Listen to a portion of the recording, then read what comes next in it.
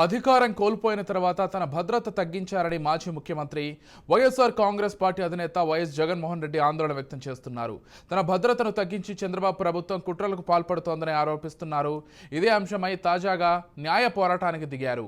ఈ సందర్భంగా హైకోర్టులో పిటిషన్ వేశారు. తనకు ముఖ్యమంత్రి హోదాలో భద్రత కల్పించాలని కోరడం విశేషం. 900 మందితో భద్రత కల్పించాలని డిమాండ్ చేయడం చర్చనీయాంశంగా మారింది.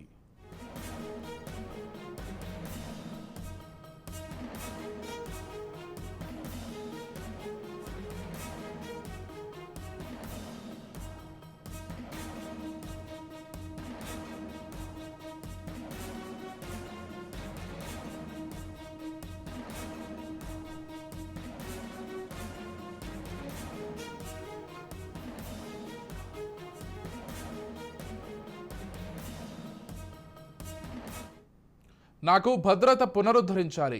జగన్ 3వ తేదీ నాటికి 900 మందితో ఉన్న భద్రతను పునరుద్ధరించాలి అంటూ మాజీ సీఎం జగన్ హైకోర్టును ఆశ్రయించారు. ఈ మేరకు రాష్ట్ర ప్రభుత్వానికి ఆదేశాలు ఇవ్వాలని పిటిషన్ దాఖలు చేశారు. అయితే భద్రత తగ్గించారనే వాదనను ఏపీ పోలీసు శాఖ ప్రభుత్వ వర్గాలు కొట్టిపారేశాయి.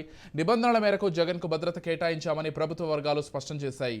జగన్కు Z+ భద్రత కొనసాగింపు ఉంటుందని అధికారులు తేల్చి చెప్పారు.